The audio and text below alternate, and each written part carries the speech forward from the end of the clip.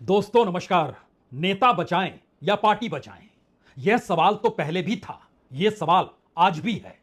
पहले इस सवाल पर गौर इसलिए नहीं किया गया क्योंकि नेता पार्टी को जिता रहा था और पार्टी जीत रही थी। जीतती हुई पार्टी का नेता सर आंखों पर होता है, राजनीतिक तौर पर भी और सामाजिक तौर पर भी। और ऐसे में एक सामाजिक सांस्कृतिक संगठन आरएसएस है जो यह मानकर चलती है कि राजनीति का पाठ इस देश में जरूर चला जाना चाहिए, लेकिन एक शुद्धिकरण के साथ जिसमें समाज की भागीदारी हो। लेकिन धीरे धीरे बीते 10 वर्षों में जो प्रशासन, जो शासन, जो राजनीति के तौर तरीके मोदी सत्ता ने इस देश के भीतर परोसे, उससे प्रभावित बीजेपी भी हुई। और यह सवाल धीरे धीरे उसी शक्ल में सामने तो आया कि नेता बचाएं या पार्टी बचाएं, लेकिन इस बार जिस शक्ल में आया उसमें सवाल यह है कि नेता को बचाएंगे तो पार्टी खत्म हो जाएगी, पार्टी को बचाएंगे तो नेता को बदलना होगा। राजनीतिक तौर पर यह मैसेज बीजेपी और संघ के भीतर उछलने लगा है। सामान्य तौर पर अक्सर संघ यह देखता परखता रहा कि कोई भी बीजेपी के साथ खड़ा व्यक्ति, नेता, मंत्री, सांसद, विधायक, मुख्यमंत्री, कोई तो कुछ कहता नहीं है क्योंकि सभी को राजनीतिक जीत चाहिए।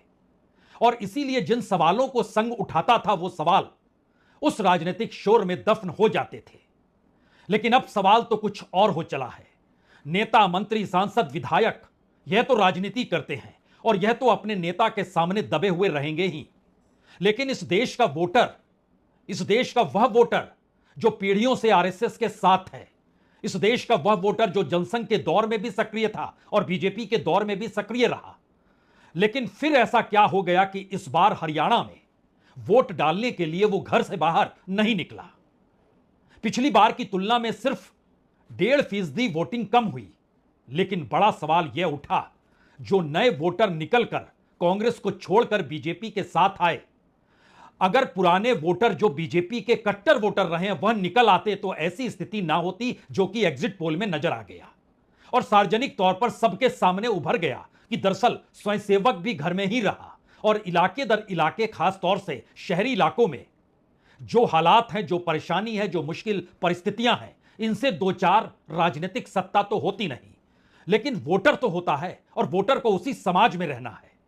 और इन्हीं परिस्थितियों के भीतर अब अगला सवाल संघ के सामने यह भी आकर खड़ा हो गया, अगर हरियाणा में उसके अपने वोटर नहीं निकले, जिसे वह हिंदू वोटर के तौर पर कहने से चूकते नहीं है, लेकिन बीजेपी हिंदू वोटर नहीं कहती है।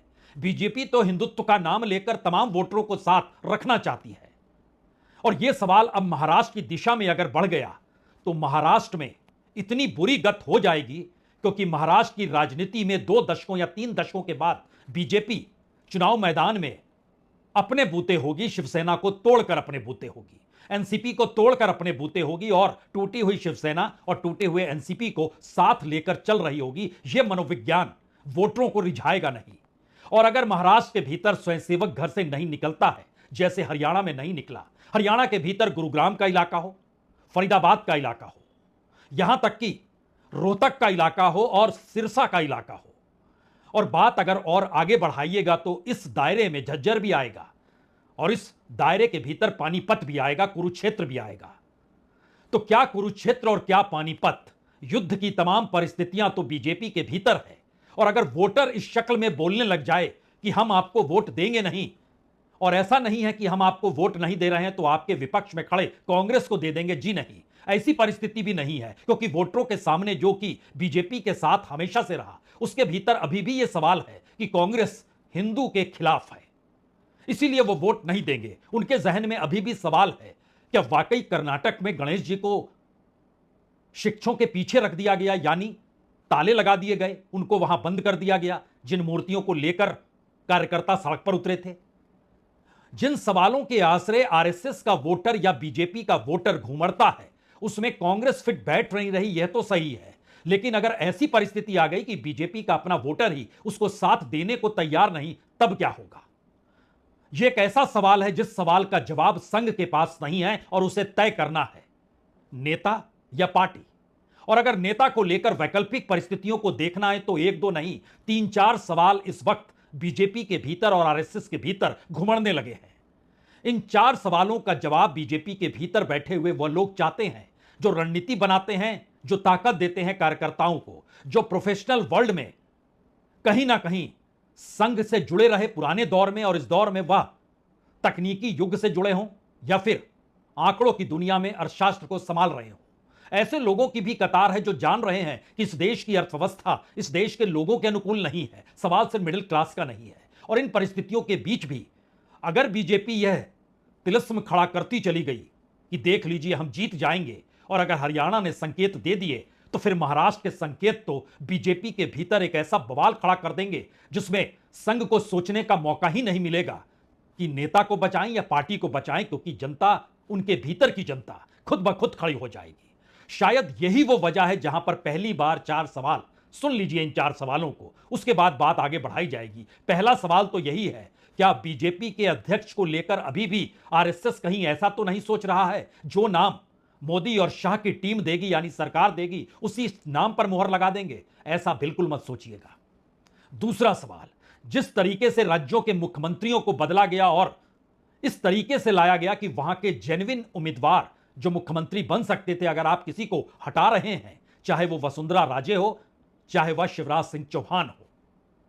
मत यह भी है कि दरअसल बीजेपी के सिर्फ 3 मुख्यमंत्री ही इस दौर में फिट हैं। उसमें एक उत्तर प्रदेश है, एक असम है और तीसरा उत्तराखंड है। इसके बाद कोई मुख्यमंत्री फिट नहीं। यहां तक कि महाराष्ट्र के डिप्टी सीएम फडणवीस ने भी बीजेपी का बंटाधार किया है। जिस राजनीतिक जमीन को बरसों बरस से सींचा गया, बड़ा किया गया, उसका भी बंटाधार हुआ है। तो बदलना तो इन सभी को होगा। यह दूसरा सवाल था। तीसरा सवाल था कि विकल्प क्या है आपके सामने, प्रधानमंत्री पद को लेकर कौन सा व्यक्ति है जो फिट बैठेगा। इस नाम की खोज तुरंत करनी शुरू कीजिए, अन्यथा बीजेपी अगर इस चेहरे के आसरे चलती चली जाएगी, और इस चेहरे को लेकर तो संघ ने पहले ही बकायदा मुखपत्र ऑर्गेनाइजर में लिखा कि 2024 के चुनाव से पहले लिखा कि यह चेहरा काम नहीं करेगा, तो फिर अभी तक इस चेहरे के आसरे क्यों टिके हुए हैं? और चौथा सवाल योगी को लेकर है। योगी के उत्तर प्रदेश में होने पर कहीं ना कहीं इस देश में उन वोटरों को एक आस है कि योगी हैं, तो उन वोटरों को आस है कि वह जिस उम्मीद के आसरे या जो बरसों बरस की मेहनत उन्होंने जिस भी रूप में की, और जाहिर है जिस भी रूप का मतलब यह है कि जिस हिंदुत्व का बोलबाला होना चाहिए और जिस हिंदुत्व या हिंदू मुस्लिम की पराकाष्ठा में बीजेपी ने राजनीति की, उसको लेकर प्रधानमंत्री मोदी तो चूक गए। वो अपनी राजनीति को साधने में लग गए, खुद को बचाने में लग गए। लेकिन योगी को परेशान क्यों किया जा रहा है? और क्या वाकई योगी अध्यक्ष या योगी प्रधानमंत्री इन दोनों पद में किसी पद के लिए फिट नहीं है? प्रोफेशनल एस्पेक्ट में सवाल तो उन लोगों का है जो बाहर रहते हैं, लेकिन संघ से जिन्होंने बचपन में ट्रेनिंग पाई है। कोई भी ऐसा राज्य आप खड़ा क्यों नहीं कर पाए जिस राज्य के आसरे कह सकते थे कि देखिए बीते 10 बरस में यह हमारा एक मॉडल है। आपने एक मॉडल गुजरात में खड़ा किया, हमने मान्यता दी, लेकिन यह मॉडल उत्तर प्रदेश में क्यों खड़ा नहीं किया गया? और उसको उस तर्ज पे क्यों नहीं? अगर उत्तर प्रदेश में जो आरएसएस की सोच है, जो बीजेपी शुरू में आई उसकी जो सोच समझ थी, उस आश्रय अगर उत्तर प्रदेश को खड़ा कर दिया जाता, क्योंकि 2017 से तो लगातार बीजेपी ही है और बहुमत के साथ खड़ी है, और वो पूरा किला ढहढहाते हुए अब दिखाई दे रहा है कि 2027 के चुनाव में लौट भी पाएगी या नहीं लौट पाएगी। उसके पीछे भी 2 ही वजह है, एक तो दिल्ली की सत्ता और दूसरा दिल्ली की सत्ता के जरिए जो ताना बाना योगी सरकार के लिए बुना जाता है, उनकी परेशानी को लेकर बुना जाता है और दिल्ली से परेशान किया जाता है। उसमें तो इस देश के भीतर ना कोई प्रयोगशाला बचेगी, ना कोई किला बचेगा। तो क्या वाकई इस वक्त सरकार का रंग उतरने लगा है? क्योंकि उन्हें समझ में आने लगा है कि हरियाणा के चुनाव परिणामों में जो भी मुद्दे बीजेपी ने उछाले, वह मुद्दे कांग्रेस से छिटक कर आए हुए थे। चाहे वो शैलजा का मुद्दा हो, चाहे दलितों का मुद्दा हो, चाहे छत्तीस बिरादरी का मुद्दा हो, चाहे जाट का मुद्दा हो, चाहे हुडा का मुद्दा हो। लेकिन यह परिस्थिति महाराष्ट्र में नहीं बनेगी। यहां तो बन गई तो कुछ वोट संभल गए, अन्यथा जो रिजल्ट आना था वह तो 75 से 80 सीटें कांग्रेस जीत जाती अगर वह एकजुटता के साथ नजर आती। वह कुछ कम इसलिए हुआ क्योंकि वही वोट बैंक छिटक के आ गया। अब यहां पर आखिरी सवाल जो पॉलिटिकल तौर पे उभर रहा है वो महाराष्ट्र को लेकर इस हद तक है कि क्या किया जाए। और संयोग से कल प्रधानमंत्री मोदी महाराष्ट्र में थे। वह जिन बातों का जिस तर्ज पे जिक्र कर रहे थे, और संयोग से कल ही राजस्थान में उन्हीं बातों का जिक्र सरसंघचालक मोहन भागवत अपनी तर्ज पर कर रहे थे। इन 2 बातों को अगर आप मिलाइएगा तो आप समझ जाएंगे कि दरअसल यह कैसी घड़ी बीजेपी और आरएसएस के लिए है। पहले तो प्रधानमंत्री मोदी की इस आवाज को सुन लीजिए। कांग्रेस सरकार बनाने का सपना देख रही है। कांग्रेस जानती है कि उसका वोट बैंक तो एक रहेगा, लेकिन बाकी लोग आसानी से बढ़ जाएंगे, टुकड़े हो जाएंगे। इसलिए कांग्रेस और उसके साथियों का एक ही मिशन है, समाज को बांटो, लोगों को बांटो और सत्ता पर कब्जा करो। इसलिए हमें अतीत से सबक लेना है। हमें हमारी एकता को ही देश की ढाल बनाना है। हमें याद रखना है, अगर हम बटेंगे तो बांटने वाले महफिल सजाएंगे। ध्यान दीजिए, बीजेपी को कहें या प्रधानमंत्री मोदी को कहें, यह साफ समझ में आने लगा है कि इस देश के भीतर जो बहुसंख्य वोटर कल तक उनके साथ था, वो अब उनसे छिटक चुका है। सवाल राजनीतिक तौर पर परिभाषित करने का है। तो प्रधानमंत्री नरेंद्र मोदी ने उसको नए तरीके से परिभाषित इस तरीके से किया कि कांग्रेस के पक्ष में उसका अपना वोट बैंक तो बना रहेगा, लेकिन बाकी वोट जो है वो अगर अलग अलग हिस्सों में बंट जाएंगे तो फिर हम बंट जाएंगे, हम खत्म हो जाएंगे और उनकी महफिल सज जाएगी। उनकी महफिल सजने मत दीजिए। राजनीतिक तौर पर यह परिस्थिति बंटने, बांटने, जोड़ने और एकजुट होने की जब निकल कर आती है तो संकट गहरा है, क्योंकि भाषण कोई नेता नहीं, कोई सांसद नहीं, इस देश का प्रधानमंत्री दे रहा है। यह समझना होगा। और इस भाषण को जब आपने सुन लिया तो इसी वक्त कमोवेश राजस्थान के बारान नगर में सर संचालक मोहन भागवत स्वयंसेवकों को पाठ पढ़ा रहे हैं। उनके शब्द क्या होते हैं? वो कहते हैं, हिंदू समाज खुद को एकजुट करे। वहां ना बंटने का ऐलान है, यहां एकजुट करने का जिक्र है, और एकजुट करने के लिए भाषा, जाति और क्षेत्रों के हिसाब से ना बटे। यानी जो सवाल जाति का उठ रहा है, जिसका जिक्र राहुल गांधी बार बार कर रहे हैं कि हम चाहते हैं कि जाति जनगणना होनी चाहिए, इस देश के भीतर में सामाजिक तौर पर एक्सरे होना चाहिए, और वहीं पर एक सामाजिक सांस्कृतिक संस्था जो खुद को कहती आरएसएस, वो अब कह रही है कि देखिए भाषा, जाति और क्षेत्र में ना बटे। वो कहते हैं कि सुरक्षा के लिए हिंदू समाज को एकजुट होना होगा। सिर्फ मैं या मेरा परिवार से काम नहीं चलेगा, समाज को जोड़ना होगा। और उसके बाद वो कहते हैं, भारत हिंदू राष्ट्र है, हम यहां प्राचीन काल से रह रहे हैं, हालांकि हिंदू शब्द बाद में आया। यहां रहने वाले भारत के सभी संप्रदायों के लिए हिंदू शब्द का प्रयोग किया जाता था। हिंदू सभी को अपना मानते थे और सभी को स्वीकार कहते थे, और हिंदू कहते थे कि हम सही हैं और आप भी अपनी जगह पर सही हैं। एकजुटता की यह खोज खुले तौर पर आरएसएस इस बात को कहने से चूकती नहीं है, जो सरसंचालक मोहन भागवत कहते हैं कि आरएसएस का काम यांत्रिक नहीं है, टेक्नोलॉजी जैसा नहीं है, बल्कि विचारशील है। और इसीलिए संघ के लिए मूल्य जो होता है वह समूह में होता है, समूह के तौर पर होता है, फिर वो स्वयंसेवक तक जाता है, स्वयंसेवक के परिवार तक जाता है, और दुनिया के किसी भी दूसरे संगठन की तुलना में संघ कहीं ज्यादा सर्वोपरि है। आप इस दृष्टि से चीजों को देखिए। तो प्रधानमंत्री मोदी की कही हुई बात और दूसरी तरफ सरसंचालक की कही हुई बात दरअसल उस मुश्किल लकीर पर दोनों चल रहे हैं, जहां पर अपने ही संघ से निकले हुए प्रचारक की सत्ता को बचाएं, या इस देश के भीतर संघ के विचारों के आश्रय दोबारा से बीजेपी के लिए एक राजनीतिक जमीन तैयार करे। इस उहापोह की स्थिति में आरएसएस आज की तारीख में फंस गई है, क्योंकि उसके ठीक सामने कांग्रेस और राहुल गांधी जिन मुद्दों के आश्रय चल रही है, मुद्दे उन्हें परेशान कर रहे हैं, क्योंकि ये सामाजिक तौर पर इस देश के भीतर उन परिस्थितियों को पैदा करते हैं जिन परिस्थितियों से इस दौर में हर किसी ने आंखें मूंद ली थी। हम इसलिए कह रहे हैं कि इस देश के सार्वजनिक उपक्रमों को आजादी के बाद से नेहरू से लेकर मनमोहन सिंह के कालखंड तक देखिएगा तो हर किसी ने पब्लिक सेक्टर को बनाया है। लेकिन ऐसा क्या हो गया कि प्रधानमंत्री मोदी के काल में पब्लिक सेक्टर खत्म होने लगा? 2013-14 में पब्लिक सेक्टर में काम करने वालों की तादाद 17,30,000 थी, और 2024 में उसमें काम करने वाले लोगों की तादाद 13,90,000 है। यानी ध्यान दीजिए, तकरीबन 4 लाख के लगभग इस दौर में काम करने वाले लोग खत्म हो गए, कम कर दिए गए, और ये पब्लिक सेक्टर प्राइवेटाइज हो गए। हालांकि इसको नए शक्ल में राहुल गांधी कहते हैं कि पब्लिक सेक्टर में चूंकि आरक्षण था तो वो आरक्षण उन्हें अब नहीं मिलता है, चूंकि प्राइवेट सेक्टर में आरक्षण की व्यवस्था है नहीं। तो वहां नहीं देते हैं, लेकिन एक पूरी प्रक्रिया के तहत चीजें कैसे खत्म की जा रही है। सुन लीजिए, राहुल गांधी भी कल महाराष्ट्र में थे और कल ही वो जिक्र कर रहे थे इस बात का। पहले पब्लिक सेक्टर हुआ करता था, पूरा का पूरा प्राइवेटाइज कर दिया। पहले उसमें रिजर्वेशन थी, अब पब्लिक सेक्टर गायब। एक के बाद एक प्राइवेटाइज हो रहा है। सक्सेसफुल पब्लिक सेक्टर यूनिट जो चल रहा है, प्राइवेट सेक्टर से कंपीट कर रहा है, पैसे बना रहा है, लोगों को रोजगार दे रहा है, वो प्राइवेटाइज हो रहे हैं। उसको प्राइवेटाइजेशन नहीं कहना चाहिए,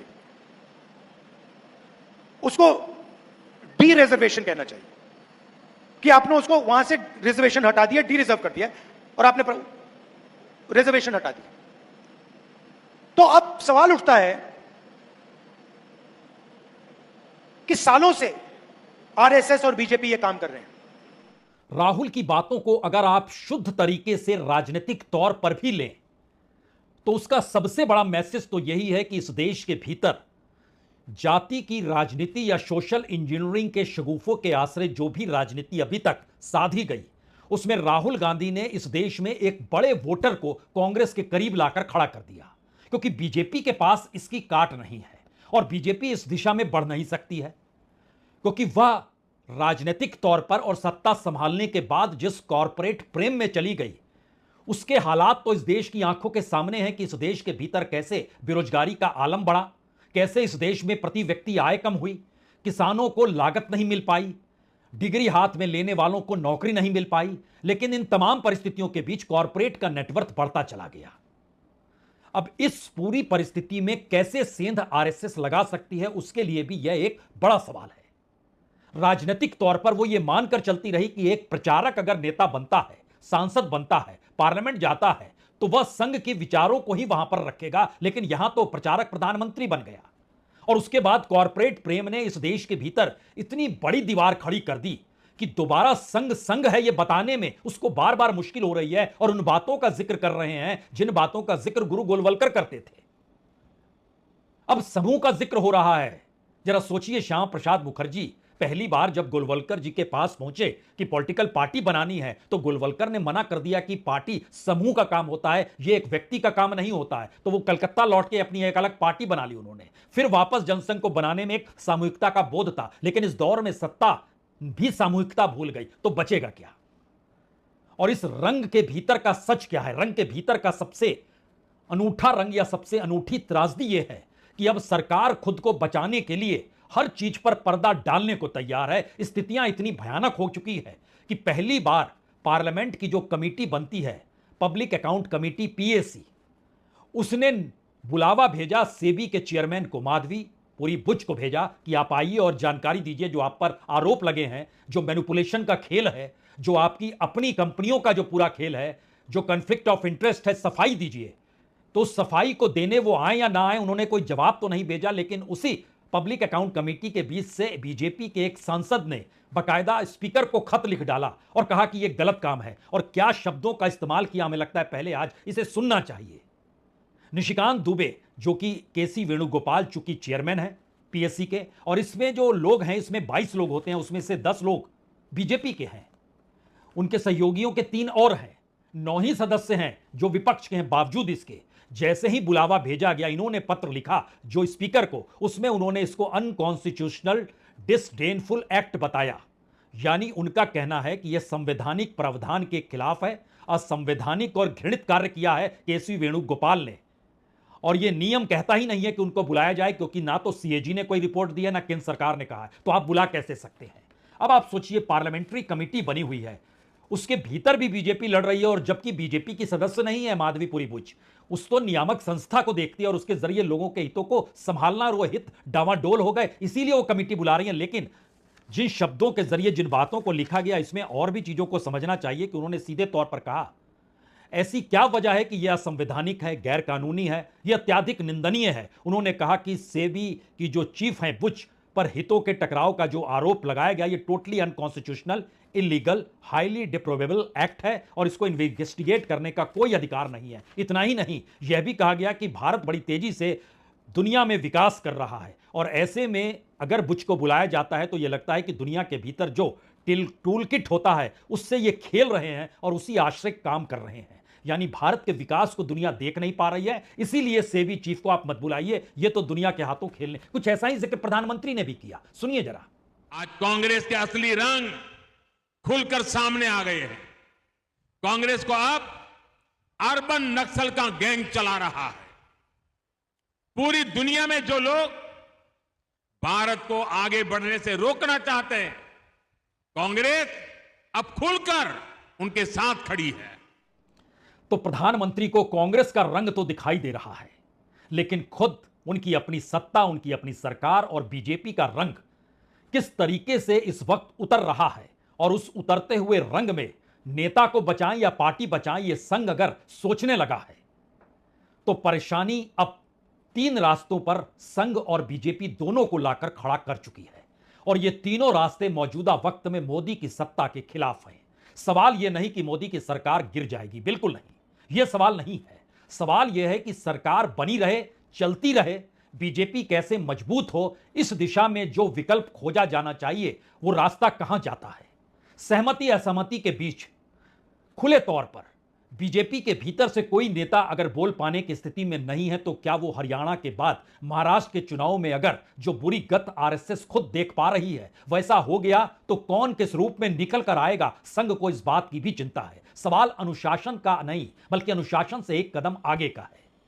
अनुशासन का मतलब तो अपनी सत्ता के खिलाफ कोई आवाज नहीं उठाना है, लेकिन अनुशासन के आगे का सवाल कि अगर आवाज नहीं उठाई तो आने वाले वक्त में कुछ भी नहीं बचेगा, इसलिए आवाज उठाने की जरूरत है। और यह सवाल अब सरसंघ चालक के भीतर भी समाया हुआ है। अलग अलग जगहों पर उनके वक्तव्य खुले तौर पर नजर आ रहे हैं। तो पहला रास्ता आरएसएस से निकलता है, वह किस तेजी से पहल करेगा जिससे महाराष्ट्र में कम से कम स्वयंसेवक और बीजेपी के कट्टर वोटर तो निकल आए। लेकिन मुश्किल यहां एक है, खुद संघ इस दौर में बीजेपी से रूठा हुआ और यह मैसेज नीचे तक जा चुका है। दूसरा सवाल, क्या वाकई बीजेपी के भीतर से उठने वाले सवाल, पहले खट्टर फिर सैनी, और जो हरियाणा की राजनीति को दिल्ली से चलाने की सोच थी, अब यह सवाल महाराष्ट्र के भीतर भी आएगा, जहां पर देवेंद्र फडणवीस की मौजूदगी ने बीजेपी का बंटाधार तोड़फोड़ के आश्रय कर दिया। लेकिन वह भी तो रिमोट पर दिल्ली से ही चल रहे थे। यह दूसरा सवाल। और तीसरा सवाल इन सबसे महत्वपूर्ण है, अगर हर सवाल का जवाब इस देश की राजनीतिक सत्ता संघ के प्रचारक से प्रधानमंत्री बने मोदी के कार्यशैली पर आकर टिक रहा है, तो रास्ता निकालेगा कौन और निकलेगा कैसे। प्रोटोकॉल कहता है कि खुद अपने तौर पर पहल उसी सत्ता को करनी चाहिए, संघ पहल राजनीतिक तौर पर नहीं करेगा। लेकिन दूसरी परिस्थिति कहती है कि संघ ऐसे हालात तो बना ही सकता है जहां खुद ब खुद बीजेपी के भीतर से सवाल बाकी उठाने लग जाएं। ये बाकी उठाएंगे कौन, और ये सवाल आपको महाराष्ट्र चुनाव से पहले दिखाई देगा या महाराष्ट्र चुनाव के परिणामों के बाद दिखाई देगा। खेल 3 से 5 महीने का है। तस्वीर सामने होगी, क्योंकि पहली बार रंग उतर रहा है। बहुत बहुत शुक्रिया, बहुत बहुत शुक्रिया।